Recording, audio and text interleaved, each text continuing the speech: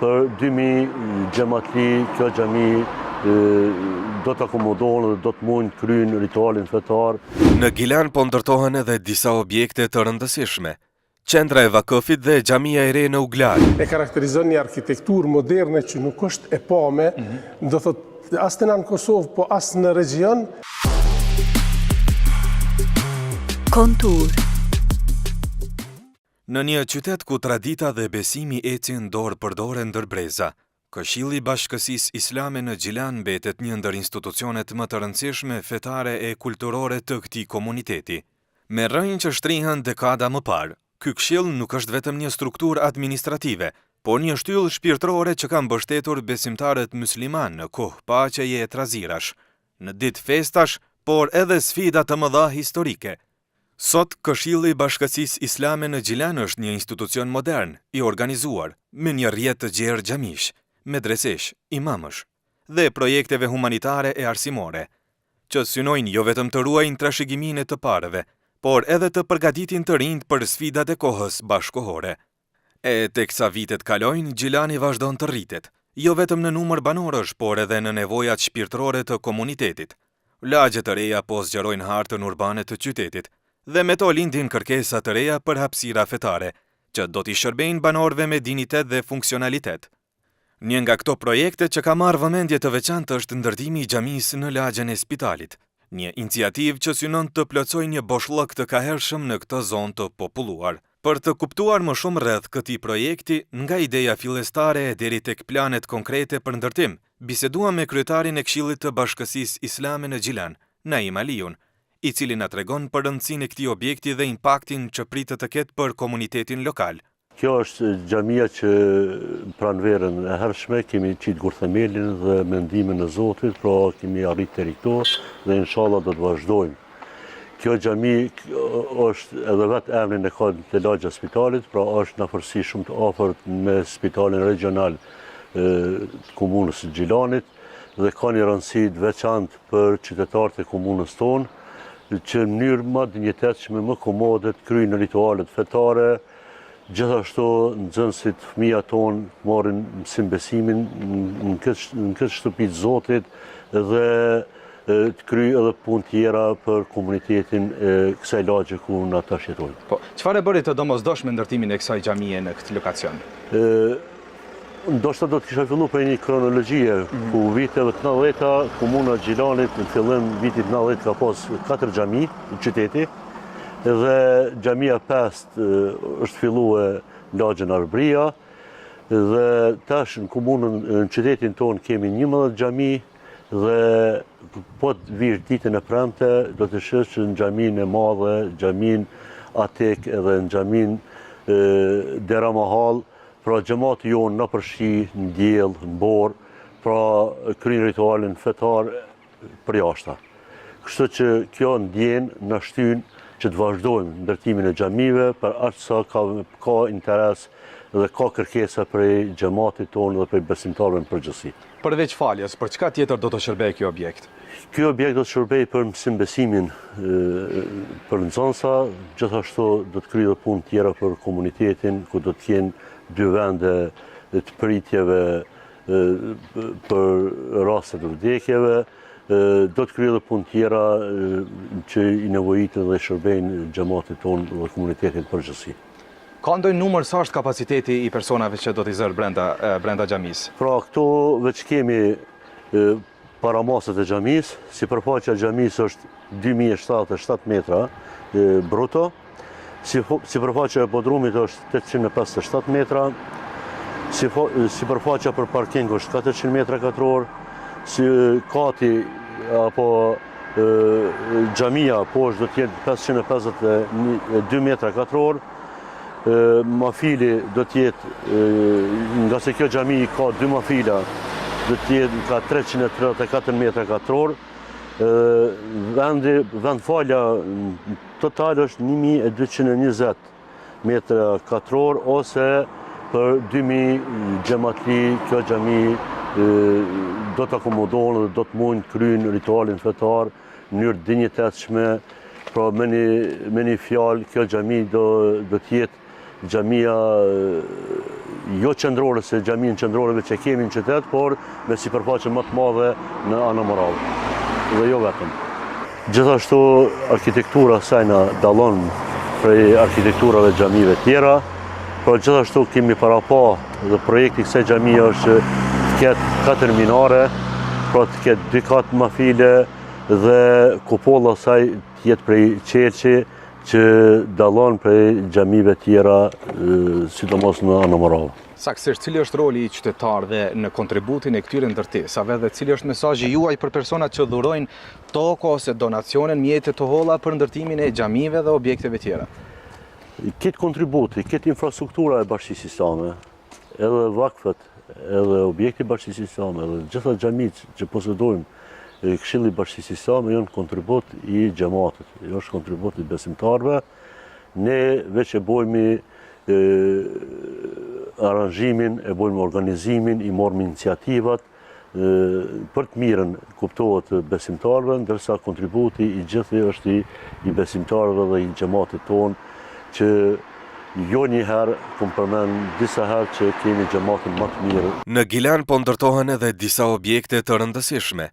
Qendra e Vakëfit dhe xhamia e re në Uglar janë 2 projekte madhore që shumë shpejt do të japin qytetit një pamje të re, më shpirtërore, më të bukur. Këto vepra po realizohen me përkushtim dhe dashuri për të krijuar hapësira ku bashkohen feja, dia dhe shërbimi ndaj banorëve të Gilanit. Me këto projekte Gilani po dëshmon se në këtë vend po punohet me përkushtim dhe po zhvillohet çdo ditë më shumë. Çdo projekt që ngrihet këtu tregon për vizionin dhe besimin e njerëzve që duan ta shohin qytetin e tyre më të bukur, më të gjallë dhe më të begat. Vizioni për një xhami moderne në zemër të lagjës së spitalit nuk ndalet vetëm te funksioni fetar. Ky projekt është menduar me kujdes për të reflektuar harmoninë mes traditës islame dhe stilit bashkohor të ndërtimit. Një hapësirë që nuk është vetëm vend faljeje, por edhe qendër komunitare, edukative dhe kulturore. Për të kuptuar më mirë konceptin arkitektonik, dizajnin dhe funksionalitetin dhe veçantitë e kësaj xhamie, fjalën ja lëm arkitektit të projektit Muhamet Sadriu, i cili ka sjellë në letër një ide që shumë gjilanas e kanë pritur prej vitesh. Këtu ndodhemi në lagjën e spitalit, ashtu e ka lagja emrin. Kem filluar një ndërtimin e një xhamies, e cila ndodhet në hapësirat përballë Spitalit Regional të Gjilanit.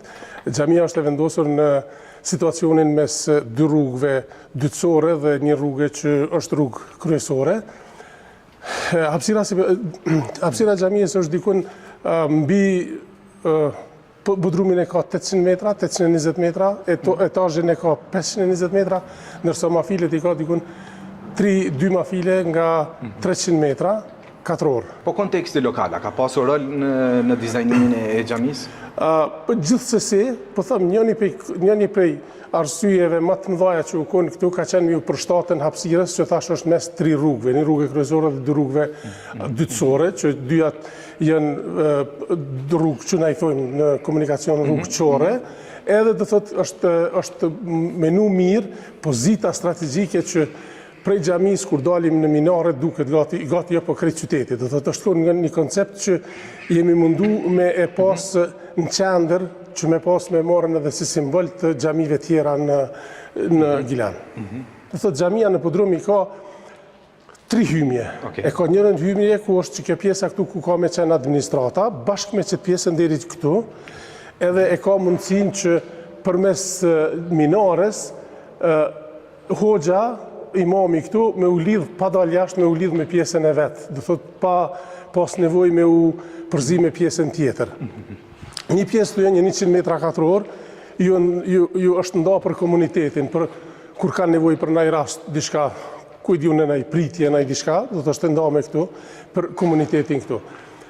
Hymja tjetër është për pjesën e gjinisë feminore, që një do të është nda me gjitha funksionet, plus e ka një pjesë atje që femrat që dojnë këtu me ardhë, ose që punojnë, ose që kanë ndaj aktivitet, mujnë me ilon edhe fëmin, është hapësira ku mujnë mu organizu edhe për fëmi. Kjo pjesa këtu që po duket, është pjesa e sanitarjeve, edhe e ndarë, do thotë këtu ndahet, kjo pjesa këtu është pjesa kryesore, hyrja kryesore për në xhami për nalt.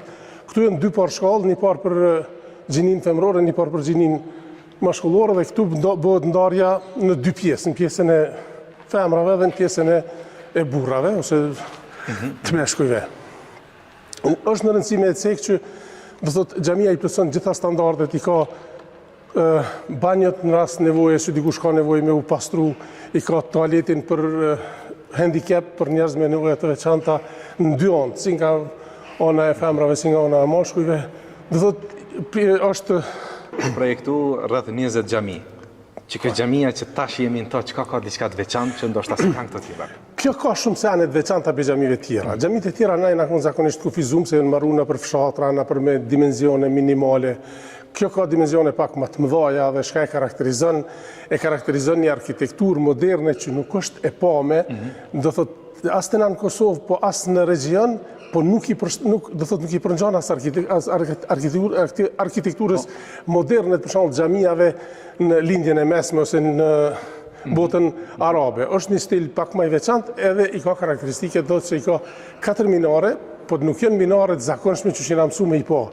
Janë minare pak më specifike, në 2 minare ashensorat shkojnë deri në lartësinë 40 metra, edhe duket krejt pjesa e qytetit. Minaret janë në 3 anë janë të ndriqume janë komplet me qelç, do thotë, edhe duket ato pitona anëve të qytetit duken minaret, janë pak më specifike. Kjo është ajo më specifike. Sa i përket estetikës, keni menduar diçka për dizajnet, kaligrafinë, këto detajet që ndoshta janë të rëndësishme? Na po jetojmë në botën e AI-t, na jetojmë në botën e zhvillimit teknologjik. Na brendësinë, në interierin e xhamisë është e dizajnuar që 99% ka me u punu me CNC. Domethënë kanë më përdor gjithë kaligrafia e mundshme, gjitha dizajnet që kanë të bëjnë edhe që e karakterizojnë botën islame, po kanë me u punu në CNC, domethënë nuk kanë me u punu. Edhe ndriçimi është pak më specifik se ka vetëm një luster qendror, edhe i ka pjesë tjera, i ka ndriçimin këtë me kësi ndriçim që me thonë LED që pe përdorin tash fjallën LED. Karakteristik tjetër është se kupolla nuk është kupoll, po është elips. Që nuk është në asnjë xhami, nuk është kjo, edhe konstruksioni i kupollës është konstruksion metalik. Edhe është ndarë në 99 pjesë, ku në çdo pjesë ka me qenë nishenuar nga një veçuri, nga një emër i Allahut. Ndërtimi i një xhamie nuk është thjesht ngritje një objekti prej betoni e guri, është ngritje një shtylle shpirtërore që buron nga zemrat dhe duart e atyre që e përjetojnë fenë me devotshmëri e përkushtim. Në historinë tonë, xhamit janë ndërtuar me vakëfe, me donacione, dhunata e sakrifica të besimtarëve që shpesh nuk kanë kërkuar as emër, as lavdi, por vetëm shpërblim hynor. Një brez dhuron për tjetrin, një emanet që kalon nga dora në dorë, nga zemra në zemër. E kështu ndërtohet jo vetëm një xhami, por edhe një komunitet i fortë, i lidhur me besim, me histori dhe me dashuri për vendin.